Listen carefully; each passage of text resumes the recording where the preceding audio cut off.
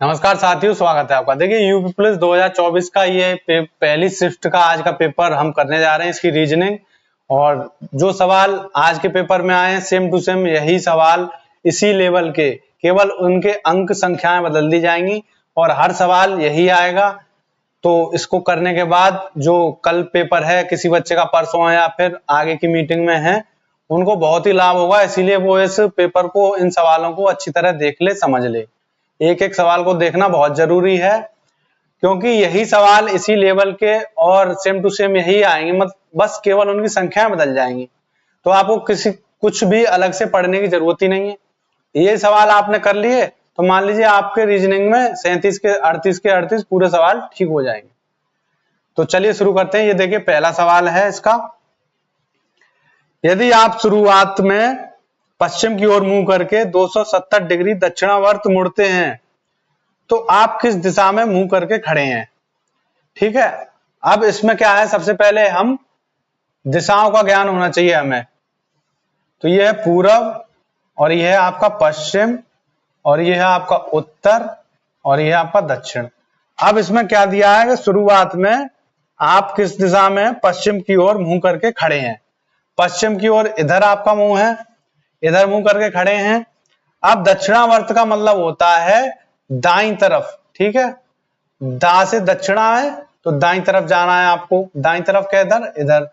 अगर वामावर्त बोल दे, वामावर्त होता है वामावर्त, तो इसमें वामा है ना बाईं तरफ, तो इसमें हमेशा आपको इधर चलना है बाईं तरफ। मतलब आपका लेफ्ट कौन सा है, ये है, तो इधर की तरफ चलना है। अभी ये अगली मीटिंग में आ सकता है वामावर्त बोलते, इसमें दक्षिणावर्त है तो आपको इधर मुड़ना है 270 डिग्री। अब आपको पता है ये 90 डिग्री का कोण होता है, ये भी 90 डिग्री है और ये भी 90, सभी 90 डिग्री हैं।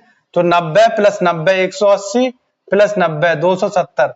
यहां पे आ गया आप, वो दक्षिणावर्त मुड़ा यूं करके यूं, तो वो यहां पे आ गया। तो ये टोटल कोण हो गया आपका 270 डिग्री।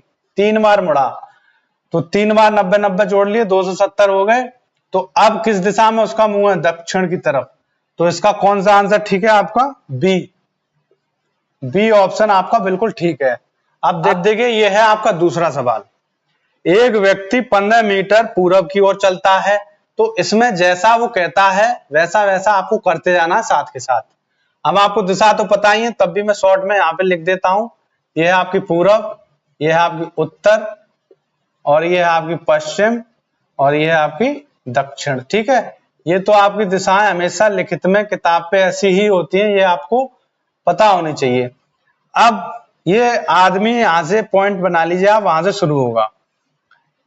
एक व्यक्ति 15 मीटर पूरब की ओर चलता है, तो 15 मीटर किधर चला, पूरब की तरफ। यहाँ पे आप 15 लिख लीजिए, ठीक है, मीटर है।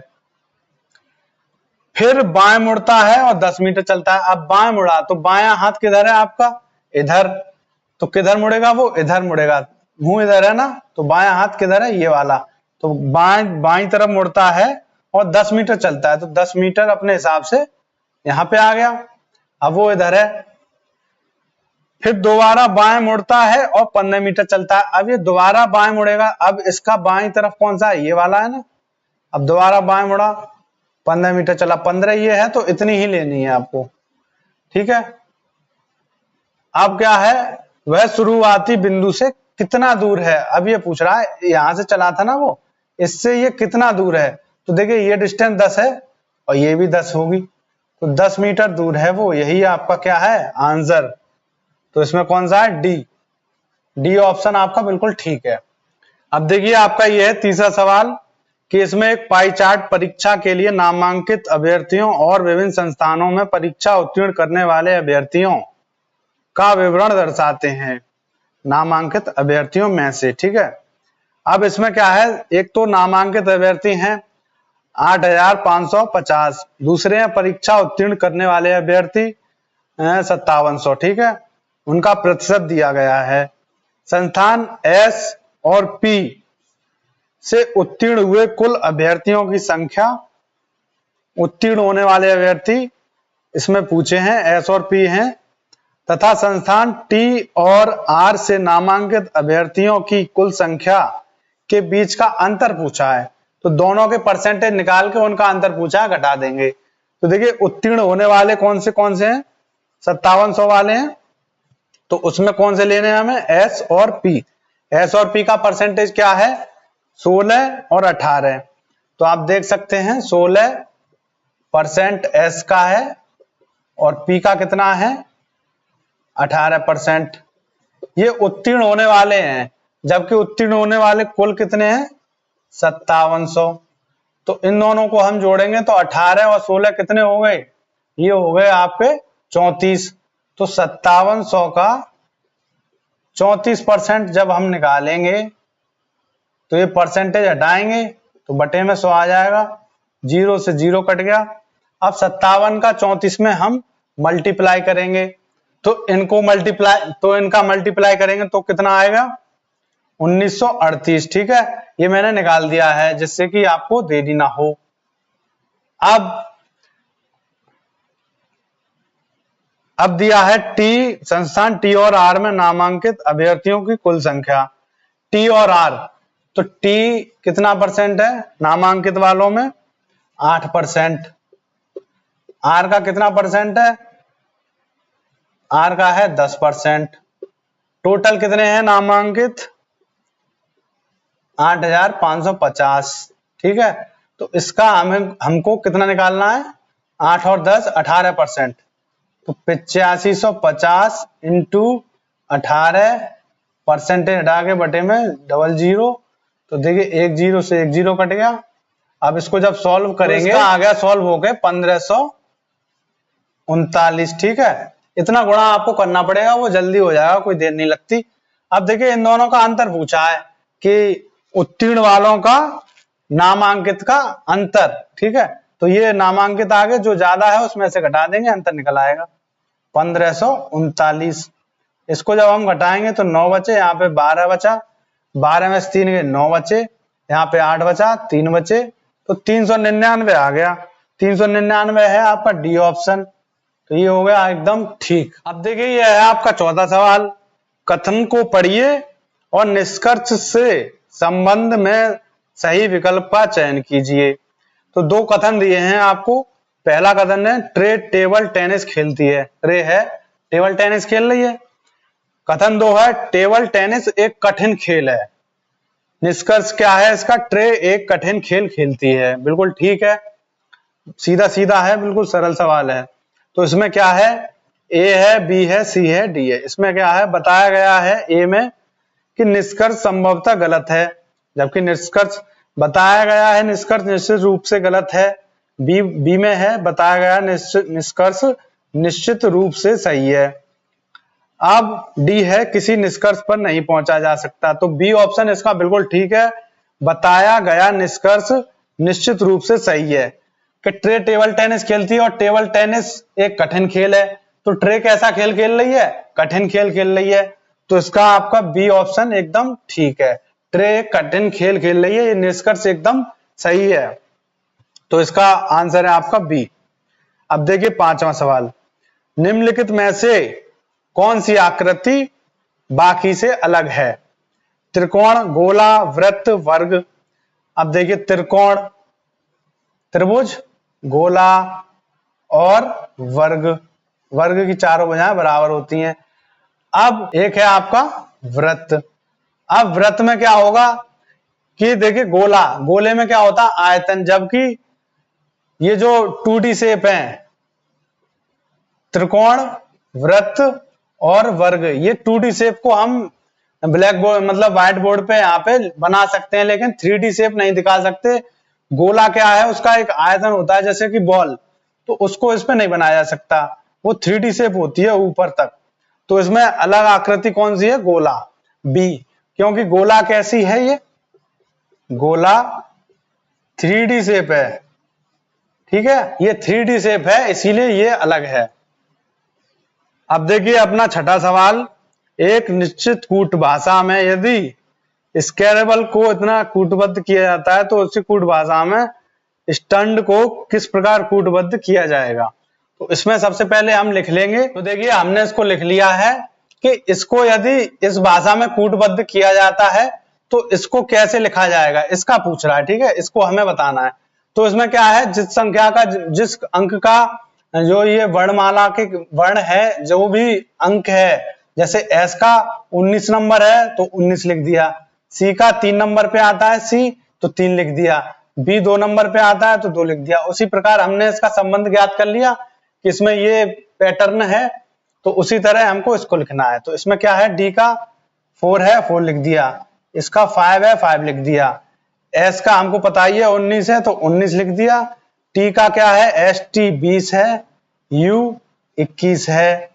अब देखिए इसमें क्या है, अब बी ऑप्शन देखिए आप, देखिए 19 20 21 ए में भी है, बी में बी नहीं है तो बी को हटाइए बिल्कुल।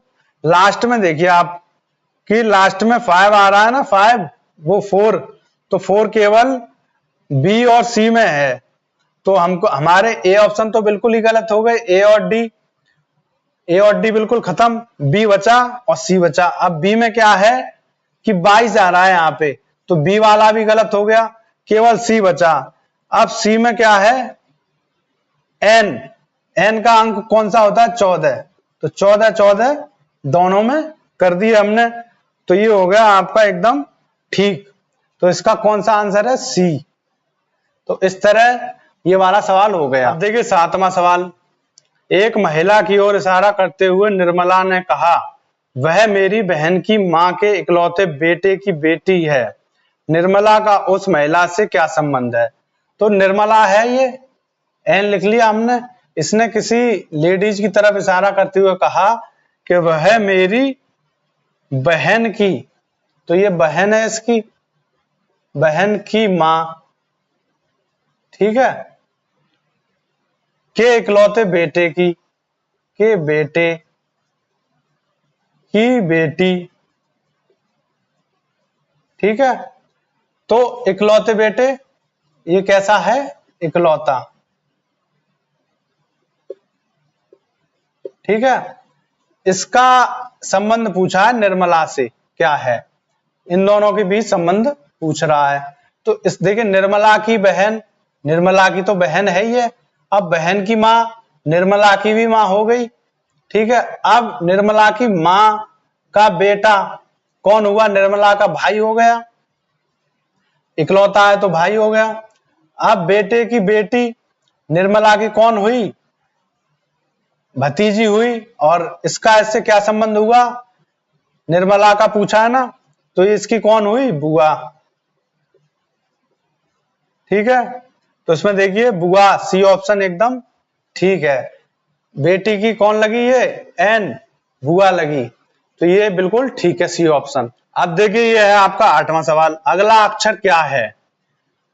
तो इसमें दिया है आपको पी क्यू और समानुपात में टी, यहां पे पूछ रहा है ये क्या है। तो देखिए पी क्यू +1 आ रहा है हो गया, +1 है। उसी प्रकार टी में क्या है, टी के बाद क्या आएगा, टी यू, तो यहाँ पे क्या आएगा, यू, यू किस में है, डी ऑप्शन, तो डी ऑप्शन आपका बिल्कुल ठीक है। अब देखिए अगला सवाल 9वां, पर्दे कपड़े से उसी प्रकार संबंधित हैं जिस तरह ब्लाइंड संबंधित है। अब पर्दे किसके बने होते हैं, कपड़े के, तो पर्दे कपड़े से संबंधित है। अब ब्लाइंड्स किससे संबंधित है, तो ब्लाइंड संबंधित है आपके स्लेट्स से। देखिए ये आप देख सकते हैं पर्दा भी है और ब्लाइंड्स भी हैं। तो ब्लाइंड्स के ये जो वो होते हैं ना पट्ट, ये होते हैं, इनको कहते हैं स्लेट्स, डोरी से इनको खींच दी जाती है तो ये बंद हो जाते हैं, लेकिन ये ब्लाइंड्स बने किससे होते हैं, इन स्लेट्स से। तो ये ब्लाइंड्स किससे संबंधित है, स्लेट्स से, ठीक है। अब देखते हैं अगला सवाल, साबुन का संबंध साफ सफाई से है, उसी तरह इत्र का संबंध किससे है। तो इसमें सीधी बात है, गंध से, स्मेल से, इत्र लगाने से स्मेल आती है, साबुन से साफ सफाई होती है, और जब हम सुगंध के लिए, खुशबू के लिए, स्मेल के लिए इत्री तो लगाते हैं, तो उसका संबंध गंध से है। तो बी ऑप्शन हो गया इसका ठीक। 11वां देखिए, यदि आप दक्षिण पश्चिम में मुंह करके खड़े हैं और 180 डिग्री दाईं ओर मुड़ते हैं, तो अब आप किस दिशा में मुंह करके खड़े हैं। तो मैंने आपको दिशाएं पहले ही बता दी थी, देता हूं पूरब, पश्चिम, उत्तर, दक्षिण। ठीक है, अब आप किधर मुंह करके खड़े हैं? यदि आप दक्षिण पश्चिम की ओर मुंह करके खड़े हैं, दक्षिण पश्चिम कौन सा है? ये, तो आपका मुंह किधर है? इधर, इधर मुंह करके खड़े हैं। ठीक है, 180 डिग्री दाईं ओर मुड़ते हैं, तो 180 डिग्री इसको हम सीधा पीछे कर लेंगे ऐसे, तो 180 डिग्री क्या होगा? ये उसी दिशा में बिल्कुल अपोजिट डायरेक्शन में पहुंच गए आप, यहां पे आ गए। तो किस दिशा में मुंह करके खड़े हैं? तो जब आप यहां पे आ गए यूं करके, तो आपका मुंह अब किस दिशा में है? उत्तर पूरब में। पूरब उत्तर नहीं लिखेंगे, हमेशा उत्तर और दक्षिण पहले आते हैं, तो हमेशा किस दिशा में लिखेंगे? उत्तर पूर्व। ये है किसी ऑप्शन में, तो ये है बी में आपके, तो बी आपका बिल्कुल ठीक है। आपका अब मुंह किधर है? उत्तर पूर्व में। पहले किधर था? दक्षिण पश्चिम में, इधर था। अब जब 180 डिग्री घूम गए तो उत्तर पूर्व में आपका मुंह है, तो बी ऑप्शन एकदम ठीक है। अब देखते हैं, ये 12वां सवाल इतना बड़ा लग रहा है आपको देखने में, लेकिन अभी ऐसा नहीं है ऐसी शिफ्ट में आ गया। ये वाला सवाल सभी शिफ्टों में आएगा और 10 पेपर में, और हर बच्चा ज्यादातर इसको छोड़ के आएंगे 90% बच्चे, लेकिन आज की क्लास जो आज देख लेगा बच्चा, वो हमेशा इसको करके आएगा और 2 नंबर पक्के करेगा। तो पढ़ते हैं इसको कि 140 विद्यार्थी के सर्वेक्षण में पाया गया कि 60 विद्यार्थी वीडियो गेम खेलना पसंद करते हैं, 70 विद्यार्थी इंडोर गेम खेलना पसंद करते हैं तथा 75 विद्यार्थी आउटडोर गेम खेलना पसंद करते हैं। इसके अतिरिक्त 30 छात्र इंडोर और आउटडोर दोनों खेल खेलना पसंद करते हैं। 18 को वीडियो गेम और आउटडोर गेम पसंद है, 42 को वीडियो गेम और इंडोर खेल पसंद है, 8 को सभी खेल पसंद है सभी प्रकार के।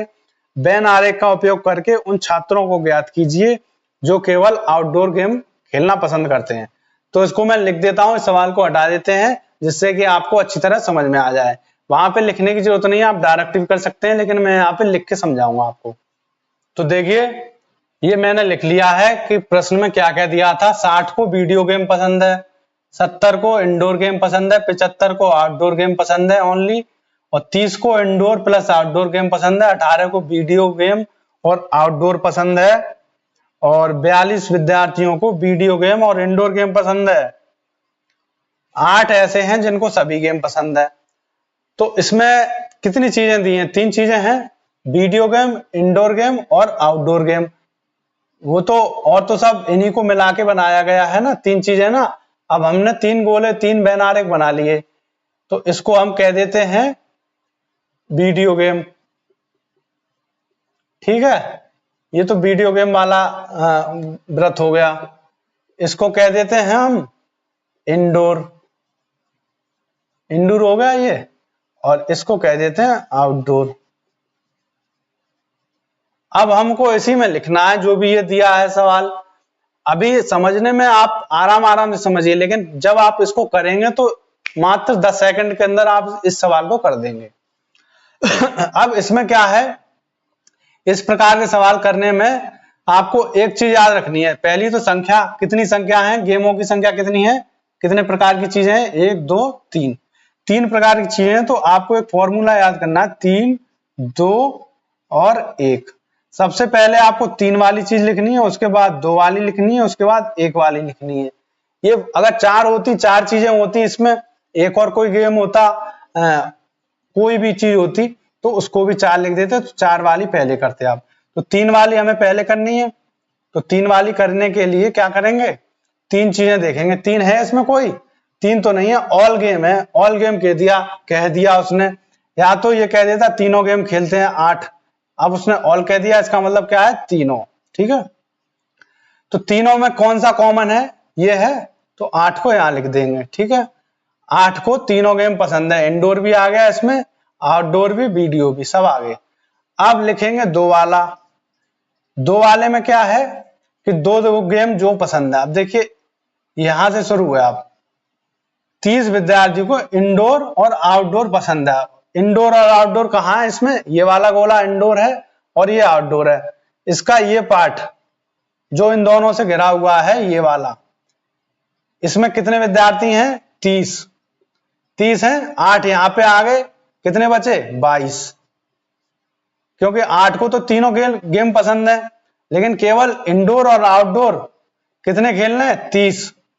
तो 8 तो पहले से था इसमें, 22 इसमें और लिख दिया हमने, तो 30 हो गए टोटल। अब देखेंगे दूसरा, वीडियो प्लस आउटडोर गेम।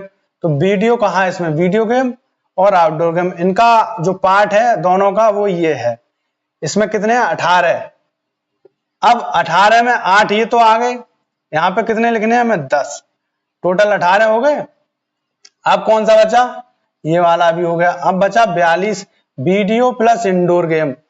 तो 42 है, वीडियो कौन सा है, देखिए ये वाला, और इंडोर गेम ये, इसका पार्ट है ये वाला, ये दिख रहा है आपको यहाँ पे गिरा हुआ। अब 42 है, इसमें 8 तो यहाँ पे आ ही गया, कितने और बचे, 42 में से 8 गए तो आपके 34 बचे, तो 34 हो गए यहाँ पे। टोटल 42 हो गए, जो कि इंडोर गेम और वीडियो गेम दोनों खेलने 42, टोटल 42 हो गए। अब क्या बचा इसमें, सिंगल 1 नंबर। अब 1 नंबर में क्या है, क्वेश्चन में जो पूछा है आपको वही करना है। पहले क्वेश्चन में पूछा है आउटडोर गेम, केवल आउटडोर गेम खेलते हैं, कितने बच्चे खेलते हैं, तो आउटडोर गेम 75, तो इसी को लिख लेंगे हम, आउटडोर गेम है 75 आने चाहिए टोटल। अब इसमें 22 और 8 30, 30 और 10 40, कितने बचे, 35 बचे। तो यहाँ पे गोला नहीं करेंगे, 35 बच्चे ऐसे हैं जो केवल आउटडोर गेम खेलते हैं, बाकी ये तो और भी गेम साथ में खेल रहे हैं। क्योंकि देखिए 40 और टोटल कितने थे, 75, जब 75 में 40 जाएंगे तो 35 बचेंगे, तो 35 हमने यहाँ पे लिख दिया, क्योंकि ये तो है ही 40 पहले से, बचे कितने, 35, 75 में से 35 बचे। 35 बच्चे ऐसे हैं जो केवल आउटडोर गेम खेलते हैं। अब उसी प्रकार वीडियो गेम कितने खेलते हैं, 60, तो यहाँ पे 60 होने चाहिए टोटल। तो 34 और 8 42, 42 और 10 52, यहाँ पे कितने बचे, 8 बच्चे ऐसे हैं जो केवल वीडियो गेम खेलते हैं। इंडोर गेम कितने बचे, 70, यहाँ पे 70 होना चाहिए टोटल। इंडोर गेम का गोला ये है, तो 70 देखिए, 22 और 8 30, 30 और 34 64, और 70 होने के लिए कितने आवश्यक हैं, 6। तो 6 बच्चे ऐसे हैं जो केवल इंडोर गेम खेलते हैं, बाकी और गेम भी खेलते हैं। तो इस तरह, अब इस तरीके के सवाल कोई भी आए पेपर में, आपको इसी प्रकार बनाना है और आराम से ये वाला फॉर्मूला लगाना है। पहले 3 वाला लिखेंगे, उसके बाद 2-2 वाले लिख लेंगे, जो बचे हों उनको जोड़ के ऐसे, और फिर सिंगल वाला, बस आपका सवाल हो जाएगा।